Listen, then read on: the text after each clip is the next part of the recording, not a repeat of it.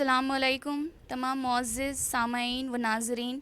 आज हमारे समाज में एक ख़ास तौर पर मुस्लिम समाज में एक बेहतरीन शख्सियत एक बुलंद ओहदे पर फ़ाइज़ हुई हैं। कहते हैं कि मेहनत इतनी खामोशी से करो कि कामयाबी शोर मचा दे। जो अपने ख़दमों की काबिलियत पर विश्वास रखते हैं वही अपनी मंजिल को पाते हैं। तो आज इसी तरह एक जीती जागती मिसाल आज हमारे समाज में वसीमा शेख, जो एसडीएम एमपीएससी एग्ज़ाम में पास होकर एसडीएम डिप्टी कलेक्टर के ओहदे पर फ़ाइज़ हुई हैं। आज हम उनके हालात को जानना चाहेंगे। तो मेरे साथ है वसीमा शेख। मैं उनसे कुछ सवालात करूंगी ताकि सभी जो है इंस्पायर हो, ताकि सभी में एक हौसला आए। तो वसीमा शेख, मैं सबसे पहले ये पूछना चाहूँगी कि आपको कैसा लग रहा है आज आप कामयाब हो चुकी हैं और इतने बुलंद ओहदे पर फ़ाइज़ हैं। सबसे पहले तो ये बताना चाहती हूँ कि जब हमारा फाइनल रिज़ल्ट डिक्लेयर हुआ, वो मेरे लाइफ का सबसे बड़ा इम्पोर्टेंट दिन था और सबसे खुशी वाला दिन था। और आज मुझे ऐसा लग रहा है कि पढ़ाई तो मैंने की थी, मेरी पढ़ाई का मेहनत का तो नतीजा मुझे मिला, लेकिन इसके पीछे जिन जिन लोगों ने सेक्रीफाइस किया था, उनके सेक्रीफाइस का भी ये एक नतीजा था, उनकी भी मेहनत रंग लाई थी। आपका ये सफ़र, ये जो जद्दोजहद का सफ़र है, मुश्किलात का जो सफ़र है, ये किस तरह रहा और कहाँ से इसकी शुरुआत हुई? मतलब आपका प्राइमरी स्कूल, आपका एजुकेशन कैसे रहा? सबसे पहले मैं बताना चाहती हूँ कि मैं रूरल एरिया से बिलोंग करती हूँ। नांदेड़ ज़िला के अंदर लोहा तहसील है और एक हमारा छोटा सा गांव है जिसका नाम जोशी सांगवी है। हमारे फैमिली में हम 6 भाई बहन और अम्मी अब्बा है। जी मेरे अब्बा जो थे है अभी भी जी दिमागी तौर पर मरीज़ है, तो उस अच्छा। वजह से वो कुछ काम वगैरह नहीं करते थे। जी तो हमारे अम्मी जो थे, अब रूरल एरिया जो था, मैक्सिमम इंडिया रूरल एरिया से रिलेटेड है, तो एग्रीकल्चर जो वहाँ पर जो है तो बहुत ज़्यादा उसका एग्रीकल्चर होता है। जी और हमारे अम्मी जो थे लोगों के खेत में जाके काम करते थे जी डेली वेजेस बेसिस पे।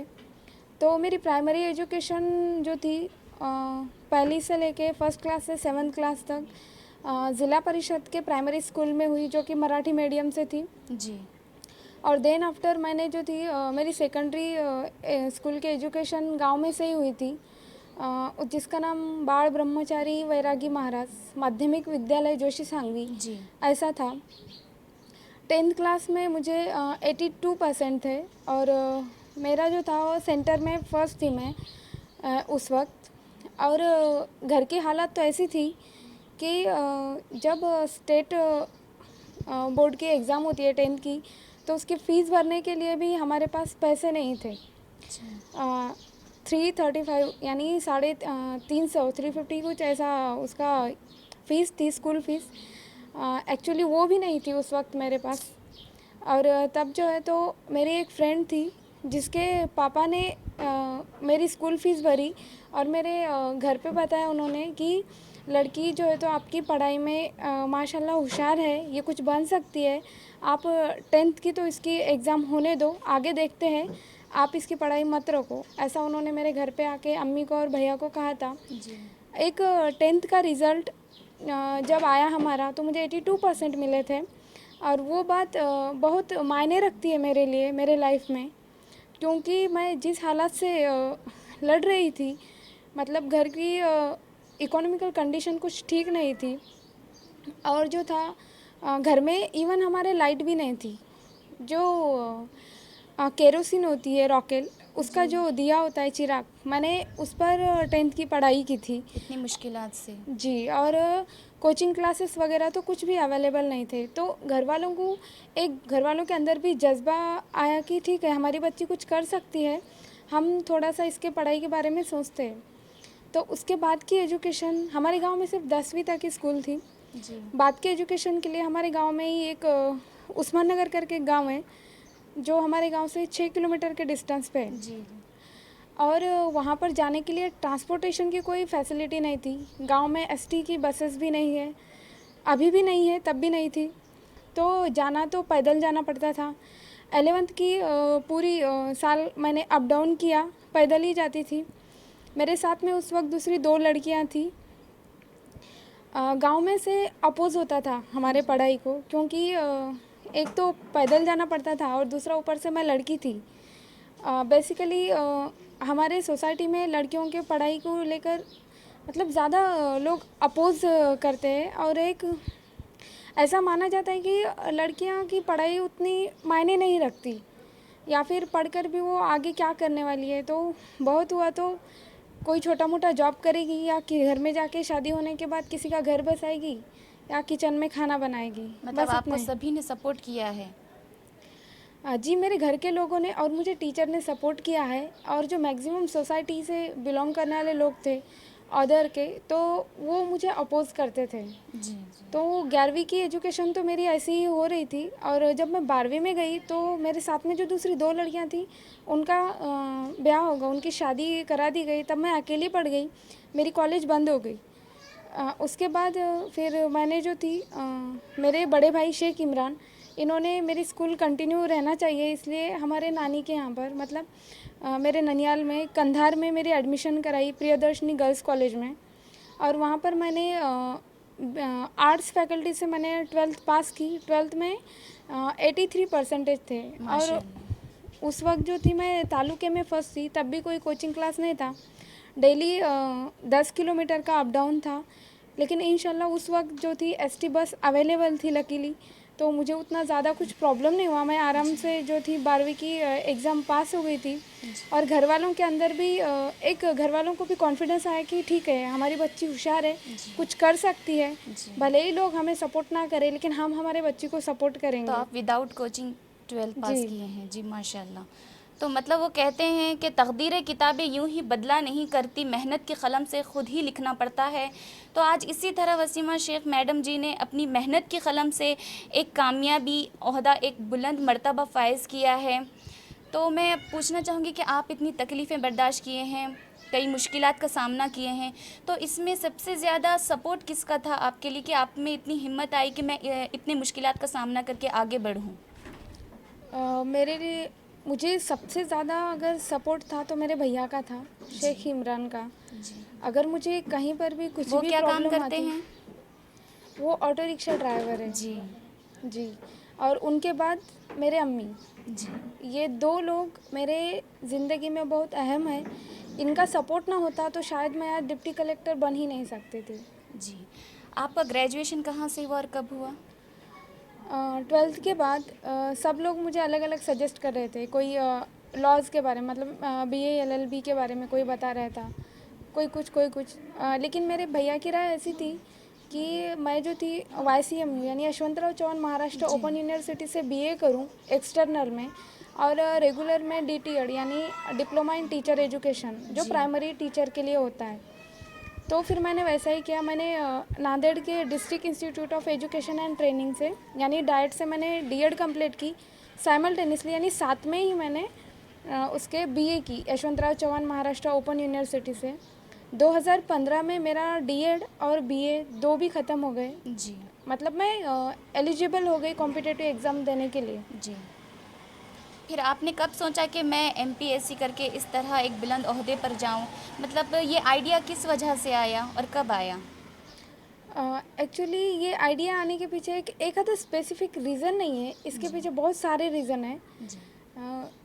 मैं जब 2015 में मेरा DTED ख़त्म होगा और BA भी ख़त्म होगा, तो उस वक्त मुझे ऐसा लग रहा था कि ठीक है, चलो डिग्री तो ले ली, डिप्लोमा भी साथ में ही हो गया, अब कुछ तो जॉब करना चाहिए, इतना पढ़ाई हो गई है अपनी।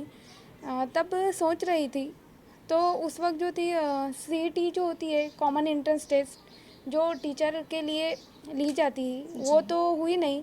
TET थी, तो टीचर एलिजिबिलिटी टेस्ट जो महाराष्ट्र गवर्नमेंट ऑर्गेनाइज करती है, वो फर्स्ट अटेम्प्ट में ही मेरा फर्स्ट और सेकंड पेपर निकल गया था।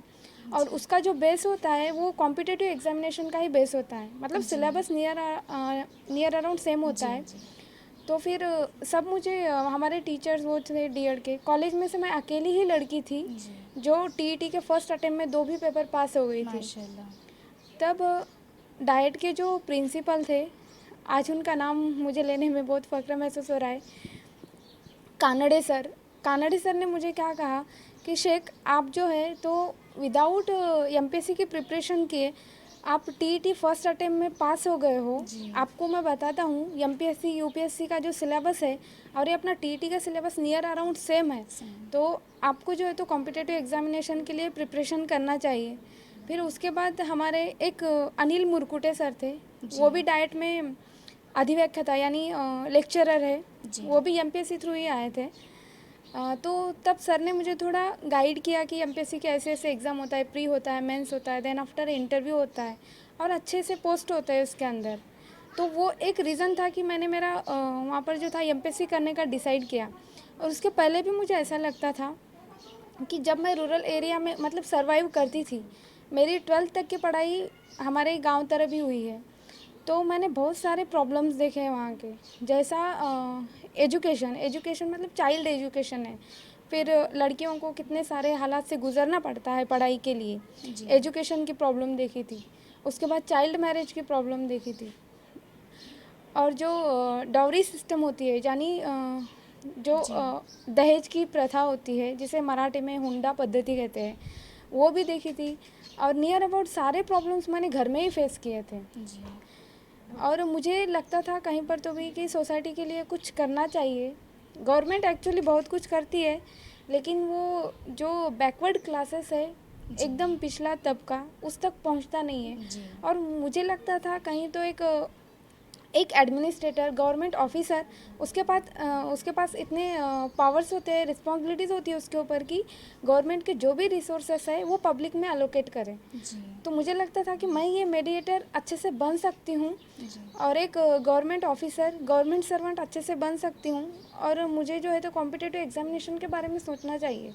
ऐसा सोचकर फिर मैंने कॉम्पिटिटिव की एग्जामिनेशन की प्रिपरेशन स्टार्ट की नांदेड़ में ही 2015 में। 2015 के मई में मेरी फाइनल ईयर की एग्ज़ाम ख़त्म हो गई। ओके। और उसके बाद प्रिपरेशन स्टार्ट की। एक्चुअली वहाँ पर मुझे बहुत सारी डिफ़िकल्टीज़ आए नांदेड़ में पढ़ने के लिए। जी, क्या क्या तकलीफ़ें आई, क्या क्या रुकावटें आई उस वक्त? जैसे कि हम कॉम्पिटिटिव एग्जामिनेशन की प्रिपरेशन करते हैं तो इसमें कॉम्पिटिटिव इसके नाम में ही है कॉम्पिटिशन, बहुत ज़्यादा कॉम्पिटिशन होती है। तो उस मुकाबले मतलब हमें उतनी पढ़ाई भी करनी पड़ती है। और कॉम्पिटिटिव एग्जामिनेशन के लिए नियर अबाउट मैं तब स्टार्टिंग में 12 से 15 घंटे पढ़ती थी डेली। सवेरे जल्दी लाइब्रेरी को जाना और शाम में आने के लिए कभी कभी लेट होता था, तो मुझे प्रॉब्लम्स आते थे बहुत सारे। जी, मतलब आपकी माशी हालत भी कमज़ोर है और समाजी हालत में भी आप काफ़ी नीचे हैं। जी जी। तो मतलब तालीम के ज़राए जो फैसिलिटीज़ होते हैं वो आपको कैसे मुहैया हुए, वो आप तक कैसे पहुँचे? एक्चुअली नांदेड़ में मैं 3 से 4 महीने ही पढ़ी 2015 में। उसके बाद में मुझे ऐसा लग रहा था कि अगर मैं नांदेड़ में ही पढ़ाई करूँगी तो उतना नांदेड़ में एटमॉस्फेयर नहीं था। जी। जो जैसा एक कॉम्पिटिटिव एग्जामिनेशन के लिए पुणे में जैसा है वैसा नांदेड़ में नहीं था। और मैंने घर पे ये बात बोलकर दिखाई मेरे बड़े भैया को। तो उन्होंने बताया कि ठीक है, आपको लगता है तो हम जाएंगे पुणे, करेंगे, लेकिन आपके पास 2 साल है, बस 2 साल में कुछ होता तो करके दिखाओ। एक्चुअली वो इसलिए ऐसा उन्होंने कहा था कि मैं मतलब जितना जल्दी हो सके उतना अच्छे से पढ़ाई करूं, जल्दी से कोई पोस्ट ले लूं। जी।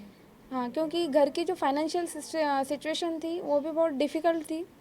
तो उस वजह से मेरे पास भी अदर कोई ऑप्शन ही नहीं था कि अच्छे से पढ़ाई करूं और पोस्ट निकालूं इसके सिवा। तो मतलब सिर्फ़ आपकी मेहनत रही है, मतलब वो कहते हैं कि मेहनत इतनी करो कि किस्मत भी आपका साथ देने पर मजबूर हो जाए।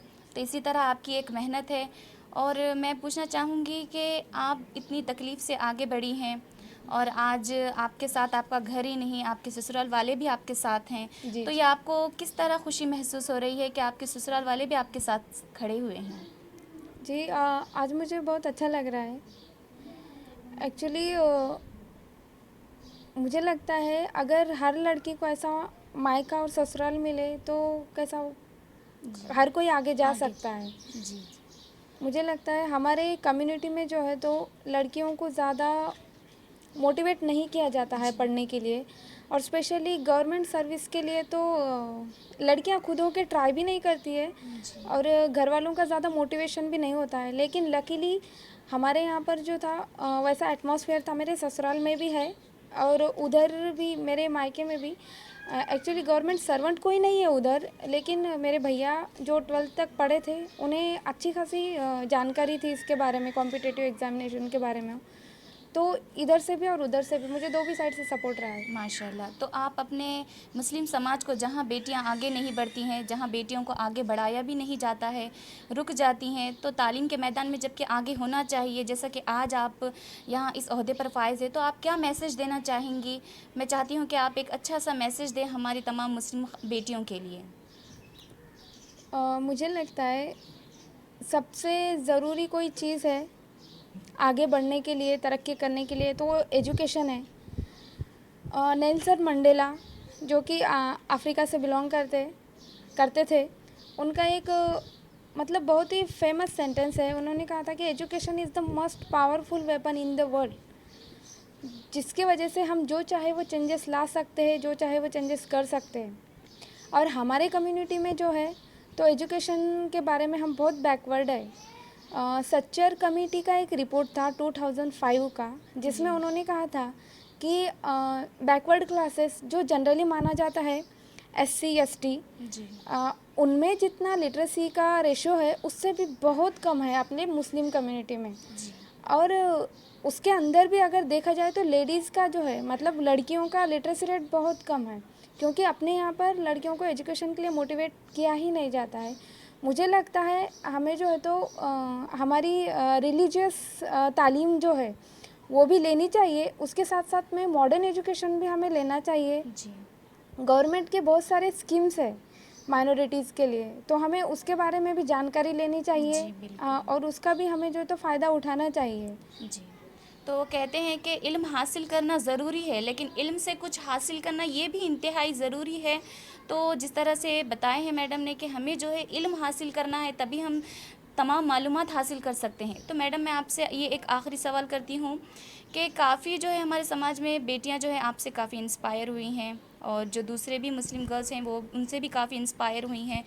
तो इंशाल्लाह सब में हौसला तो आएगा, लेकिन जो MPSC की तैयारी के लिए आपने जो स्टडी की है उसका तरीक़ा कैसा था? मतलब आप किस तरह स्टडी करती थी कि आज आप अल्हम्दुलिल्लाह इस बुलंद ओहदे पर फाइज़ हैं? बहुत से लोगों को MPSC यानी कॉम्पिटिटिव एग्जामिनेशन की जब प्रिपरेशन करते हैं तो एक मिसकंसेप्ट लोगों के अंदर है कि बहुत ज़्यादा ड्यूरेशन लगता है, बहुत ज़्यादा टाइम लगता है। और दूसरी मिसकंसेप्ट ये है कि बहुत ये डिफ़िकल्ट है। एक्चुअली सबको मैं बताना चाहती हूँ कि MPSC उतना कुछ डिफ़िकल्ट नहीं है। मैंने मेरे नज़र से देखा MPSC को, मैंने समझा।